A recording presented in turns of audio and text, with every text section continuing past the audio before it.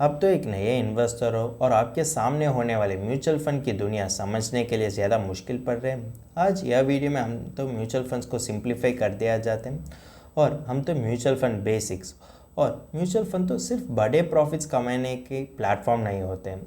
अगर देखें तो यह वीडियो में हम देखते हैं कि आप तो किस तरीके से म्यूचुअल फंड फंडामेंटल्स को समझने की ज़रूरत पड़ती है और उसकी की एस्पेक्ट्स पर ध्यान देने की ज़रूरत पड़ती है और क्यों हम तो म्यूचुअल फंड एक स्मार्ट मूव की तरह कंसिडर कर दिया जाते हैं।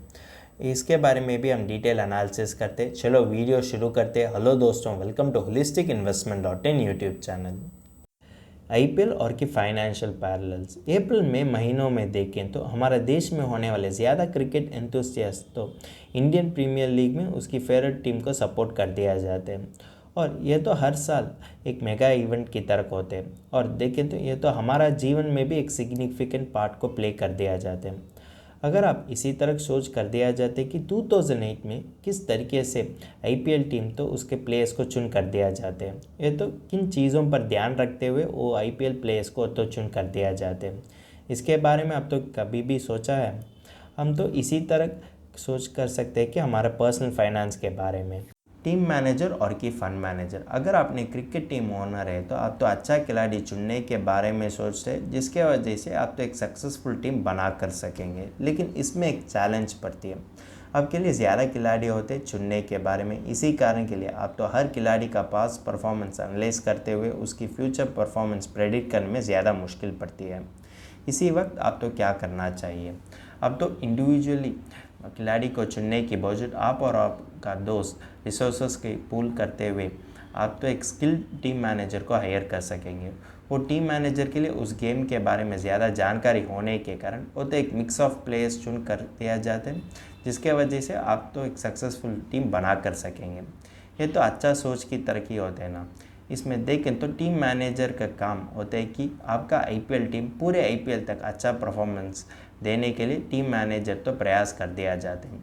टीम मैनेजर तो इसी तरह प्लेयर्स चुन कर दिया जाते हैं जिसके वजह से आपका प्लेइंग 11 में रिलेबल और की पावरफुल बैटर्स होते हैं, ऑलराउंडर्स होते हैं और अच्छा बॉलर्स भी होते हैं। अगर इसी तरह होते हैं कि टीम मैनेजर जो भी खिलाड़ी चाहते हैं उस खिलाड़ी को तो चुन कर सकेंगे और उस खिलाड़ी खेलने के लिए वो तो जितना भी खर्च कर सकेंगे, इसकी जवाब होते हैं कि नहीं, क्योंकि बीसीसीआई बॉडी तो यह सभी विषय को हैंडल कर दिया जाते हैं कि जितना खिलाड़ी तो सेलेक्ट होना चाहिए और जितना मैक्सिमम पर्स वैल्यू एक फ्रेंचाइज तो खर्च करने की ज़रूरत पड़ती है और देखें तो जितना प्लेस वो तो खरीद कर सकेंगे, ये सब तो बीसी से ही हैंडल करते हैं।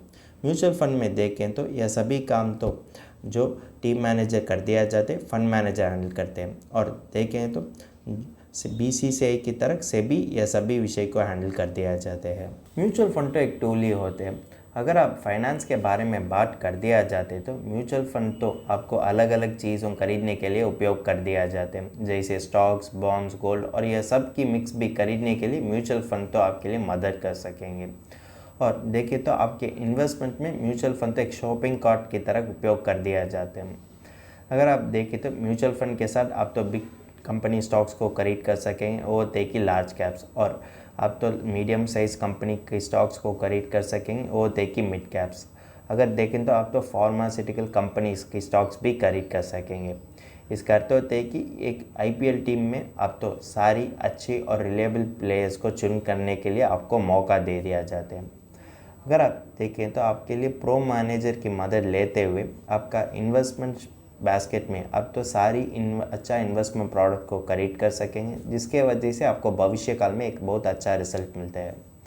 म्यूचुअल फंड तो इसी तरह ही होते हैं, आपको एक मैजिकल शॉपिंग कार्ट की तरह होते हैं जिसके वजह से आपकी पैसा डालते हुए अब तो जो भी स्टॉक्स, गोल्ड और किसी भी चीज़ इन्वेस्टमेंट के बारे में खरीदना चाहते हैं तो आप तो खरीद कर सकेंगे।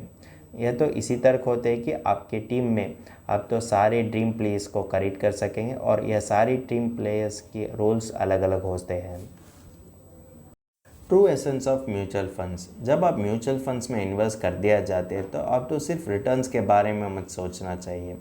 म्यूचुअल फंड में रिटर्न्स तो एक इम्पॉर्टेंट रोल प्ले करते हैं। अगर आप देखें तो म्यूचुअल फंड का रिटर्न्स तो ट्रेडिशनल इन्वेस्टमेंट जैसे एफडी, आरडी और पीपीएफ से भी ज़्यादा होते हैं, लेकिन रिटर्न्स की बावजूद म्यूचुअल फंड में और भी एडवांटेजेस होते हैं। अब इसके बारे में हम देखेंगे। पहले होते हैं कि लिक्विडिटी इन म्यूचुअल फंड्स।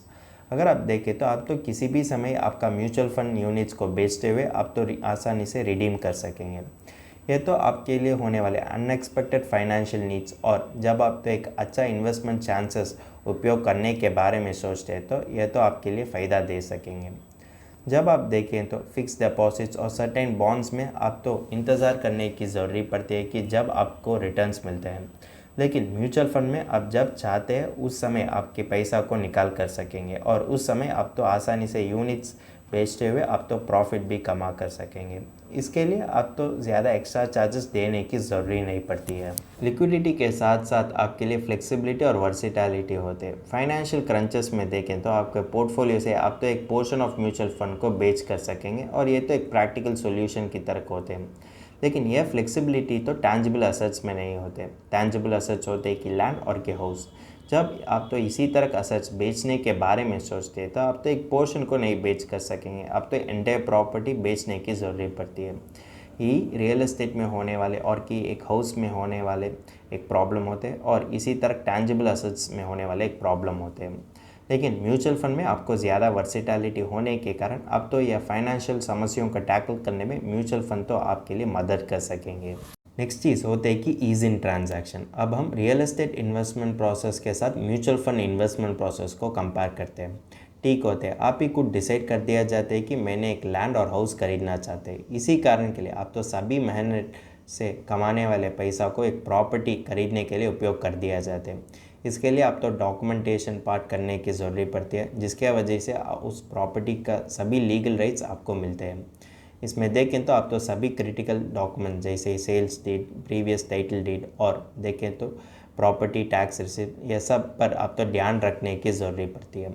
और देखें तो आपका प्रॉपर्टी को असेस करने में भी आप तो ज़्यादा ध्यान देने की ज़रूरत पड़ती है और आपका प्रॉपर्टी को एनालिसिस करने में भी आप तो ज़्यादा काम करने की ज़रूरत पड़ती है। उसके बाद आप तो स्टैम्प ड्यूटी कैलकुलेशंस पर भी ध्यान रखने की ज़रूरत पड़ती है। आपका स्टैम्प ड्यूटी कैलकुलेशंस तो आपका प्रॉपर्टी वैल्यू पर निर्भर होते हैं और आप तो इंडिविजुअल्स के सामने आप साइन करने वाले डीड, सेल्स डीड आप तो देने की ज़रूरत पड़ती है। यह सभी काम और कि यह सभी प्रोसेस तो ज़्यादा लंबे समय लगती है और यह सभी प्रोसेस तो आप तो उतना आसानी से नहीं कर सकेंगे, सही है ना। लेकिन म्यूचुअल फंड में ऐसे तर्क नहीं होते हैं। म्यूचुअल फंड में देखें तो अगर आपने किसी भी फंड और की कैटेगरी फंड्स चुनने के बाद आप तो एक क्लिक वजह से उसको आसानी से खरीद कर सकेंगे और देखें तो आप तो एक रजिस्टर्ड म्यूचुअल फंड डिस्ट्रीब्यूटर की मदद भी ले सकेंगे। जब आप पहले समय इन्वेस्ट कर दिया जाते हैं तो पहले इन्वेस्टमेंट के लिए आप तो केवाईसी और बैंक अकाउंट को लिंक करने की ज़रूरत पड़ती है, लेकिन उसके बाद आप तो हर बार कंसिस्टेंटली कोई भी प्रोसेस के बावजूद आप तो पूरे जीवन तक इन्वेस्ट करने के लिए म्यूचुअल फंड में मौका दे दिया जाते हैं। जब आप रियल एस्टेट की इंस्टेंस लेते हैं तो जब आप प्रॉपर्टी को खरीद कर दिया जाते हैं और बेचते हैं उस समय आप तो 1% ब्रोकरेज फी देने की ज़रूरत पड़ती है और जब आप तो प्रॉपर्टी खरीदना चाहते हैं तो उस समय आप तो स्टैम्प ड्यूटी के लिए खर्च करने की ज़रूरत पड़ती है और देखें तो जब आप तो प्रॉपर्टी को बेचना चाहते हैं उस समय आप तो कैपिटल गेन टैक्स देने की ज़रूरत पड़ती है। अगर देख तो इसके साथ साथ आप तो हर साल टैक्सेस और प्रॉपर्टी अनकीप के लिए खर्च करने की ज़रूरत पड़ती है। कुछ सोसाइटीज़ में देखें तो आप तो मेंटेनेंस कॉस्ट के लिए भी खर्च करने की ज़रूरत पड़ती है। अगर आप म्यूचुअल फंड में देखें तो इसमें कॉस्ट तो ज़्यादा क्लियर अनसेट होते हैं और देखें तो सेबी होने के कारण अब तो लिमिटेड खर्ची करने की ज़रूरत पड़ती है। अगर आप म्यूचुअल फंड तो बाकी अदर प्रोडक्ट से कंपेयर किए तो म्यूचुअल फंड की कॉस्ट तो ज़्यादा स्ट्रेट फॉरवर्ड होने के कारण आपको डिसीजन लेने के लिए तो ज़्यादा मदद कर सकेंगे। अगर आपको संदेह है कि म्यूचुअल फंड में किसी तरह कॉस्ट लगती है और देखें कि कितना कॉस्ट लगती है, आप तो यह आर्टिकल को पढ़ा कर सकेंगे, जिसके वजह से आपको पता चलता है कि म्यूचुअल फंड क्यों इन्वेस्टर के लिए ज़्यादा सेफ इन्वेस्टमेंट इंस्ट्रूमेंट माना जाता है। यह आर्टिकल होता है कि how SEBI is safeguarding the mutual fund industry. Mutual funds और इंश्योरेंस पॉलिसी के बीच होने वाले क्लैरिटी विषय के बारे में हम बात करते हैं। सेबी ने एक यूनिफॉर्म सेट ऑफ गाइडलाइंस को ले डाउन कर दिया जाते हैं, जिसके वजह से इन्वेस्टर तो उसका रेस्पेक्टिव कैटेगरीज और बेंचमार्क के साथ वो तो म्यूचुअल फंड्स को आसानी से एवेल्युएट कर सकेंगे। यह स्टैंडर्डाइजेशन होने के कारण अलग अलग फंड्स देने वाली जानकारी में ज़्यादा क्लैरिटी और कंसिस्टेंसी होते हैं, जो क्लैरिटी और कंसिस्टेंसी इन्वेस्टर के लिए डिसीजन लेने के लिए ज़्यादा आसानी होते हैं, क्योंकि इन्वेस्टर तो परफॉर्मेंस, कॉस्ट और रिस्क को एनालाइज कर सकेंगे।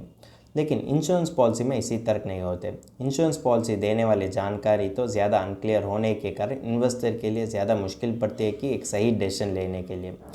इंश्योरेंस पॉलिसी तो इसी तरह शब्दों को उपलब्ध कर दिया जाता है कि promising return, bonus, death benefit और कि बूस्टर्स और कि रिटर्न ऑफ चार्जेस। यह सभी सुनते हुए इन्वेस्टर तो कॉम्प्लिसेंट होते हैं कि यह इन्वेस्टमेंट प्रोडक्ट ही उसको फाइनेंशियल गोल्स अचीव करने में मदद कर सकेंगे। लेकिन इन्वेस्टर के लिए ज़्यादा मुश्किल पड़ती है कि वो तो किस तरीके का सही इंश्योरेंस और इन्वेस्टमेंट क्रम प्रोडक्ट को चुनना चाहिए, क्योंकि ज़्यादा प्रोडक्ट्स होने के कारण उसको ज़्यादा समय लगते हैं कि हर प्रोडक्ट देने वाले फीचर्स को एनालाइज करने में और हर प्रोडक्ट देने वाला IRR एनालिसिस एनालाइज करने में उसके लिए ज़्यादा समय लगती है। और अगर देखें तो ज़्यादा इन्वेस्टर्स के लिए ये तो इम्पॉसिबल काम की तरह ही होते हैं। इसी कारण आपका इन्वेस्टमेंट को सिंपल रखने के लिए म्यूचुअल फंड इन्वेस्टमेंट तो सही तरीका हो सकेंगे। म्यूचुअल फंड में सबसे बड़े एडवांटेज होते हैं कि कस्टमाइजेशन। इन्वेस्टर तो उसका इन्वेस्टमेंट स्ट्रैटेजी और उसका यूनिक प्रेफरेंसेस जैसे age, risk update, financial status और गोल्स पर ध्यान रखकर वो तो इन्वेस्टमेंट प्रोडक्ट को चुन कर सकेंगे। यह फ्लेक्सिबिलिटी होने के कारण इन्वेस्टर तो एक पर्सनलाइज रोड मैप तो बना कर सकेंगे, जिसके वजह से वो तो वेल्थ बनना चाहते हैं। अब देखेंगे एक उदाहरण। अगर आप और आपकी परिवार तो खाने के लिए बाहर चलते हैं तो हर आदमी तो उसके होने वाले पसंद खाने ही ऑर्डर कर दिया जाते हैं। यह तो हर आदमी का चॉइस होते हैं। उसी तरह म्यूचुअल फंड में भी हर इंडिविजुअल इन्वेस्टर के लिए एक चॉइस होते हैं, जिसके वजह से वो तो वेल्थ बनाना चाहते हैं। डाइवर्सिफिकेशन। म्यूचुअल फंड में देखें तो आप तो अलग अलग इन्वेस्टमेंट में इन्वेस्ट कर सकेंगे। आप तो एक पोर्टफोलियो में स्टॉक्स, बॉन्ड्स, गोल्ड्स और रियल एस्टेट में भी इन्वेस्ट कर सकेंगे। जब आप स्टॉक पार्ट में ज़्यादा फोकस कर दिया जाते हैं तो ये तो फंड मैनेजर पर निर्भर होते हुए आप तो अलग टाइप्स और स्टाइल्स को चुन कर सकेंगे। आप तो इसी तरह सोचो, अगर ज़्यादा अलग अलग शेफ्स होते तो उसकी अलग अलग कुकिंग स्टाइल्स भी पड़ती है। इसी कारण के लिए आप ही इंडिविजुअली स्टॉक चुनने और बॉन्ड चुनने के बारे में ज़्यादा मुश्किल और ज़्यादा समय भी लगती है। म्यूचुअल फंड तो यह प्रोसेस को ज़्यादा सिंप्लीफाई कर दिया जाता है, जिसके वजह से आपको डिसीजन लेने के लिए ज़्यादा आसानी पड़ती है। और देखेंगे तो आप तो एक जगह में सारे इन्वेस्टमेंट हैंडल करने में भी म्यूचुअल फंड तो आपको ज़्यादा मदद कर सकेंगे। यह वीडियो से आप तो यही कंक्लूजन लेना चाहिए, सिर्फ पैसा बनाना ही सक्सेसफुल इन्वेस्टिंग नहीं होते। आप इसी तरह समझना चाहिए कि जब आपको पैसे की आवश्यक पड़ती है उस समय आप तो लिक्विडेट कर सकें और आपके पैसा आप तो डाइवर्सिफाई कर सकें, और उसी समय आप तो वो डाइवर्सिफिकेशन के लिए करने वाले खर्च पर भी आपको जानकारी होना चाहिए और आपके ट्रांजैक्शंस भी ज़्यादा आसानी होना चाहिए। और आवश्यक बात यही होती है कि आपका फाइनेंशियल गोल्स के लिए वो इन्वेस्टमेंट नेसेसरी कॉर्पस को बना कर सकेंगे। अगर आपने इसी तरह इम्पोर्टेंट सोच कर दिया जाते हैं तो आपके लिए क्लियर कट प्लान मिलते हैं, जिसके वजह से आपको पैसा को बड़ा कर सकेंगे और वो पैसा आपके लिए फाइनेंशियल गोल्स पहुंचने के लिए ज़्यादा मदद कर सकेंगे। यह सब चीज़ करने के लिए अब तो एक प्रोफेशनल फाइनेंशियल प्लानर की मदद लेना ज़्यादा आवश्यक पड़ती है। वो तो असिस्टेंट दे सकते हैं कि आप तो किस तरीके से फाइनेंशियल गोल्स अचीव कर सकेंगे। अगर आप तो यह विषय के बारे में इंग्लिश में पढ़ना चाहते हैं तो आप तो हमारा आर्टिकल को रेफरेंस ले सकते हैं और इस आर्टिकल का लिंक तो डिस्क्रिप्शन में दिया गया है। अगर तुमको इस टॉपिक में और कोई अदर फाइनेंस और इन्वेस्टमेंट रिलेटेड टॉपिक में संदेह है तो हमारा फाइनेंशियल एक्सपर्ट के साथ अपॉइंटमेंट बुक कर सकता है। अपॉइंटमेंट का लिंक डिस्क्रिप्शन में दिया गया है। और फिर इन्वेस्टमेंट के बारे में और फाइनेंस के बारे में तुमको ज़्यादा बताना चाहिए तो हमारा लाइव वेबिनार अटेंड कर दीजिए। वेबिनार का लिंक भी डिस्क्रिप्शन में दिया गया है। वेबिनार एब्सोल्युटली फ्री है। इस वीडियो तुमको पसंद है तो लाइक कर दीजिए, फ्रेंड्स के साथ शेयर कर दीजिए और ज़रूर सब्सक्राइब कर दीजिए। धन्यवाद।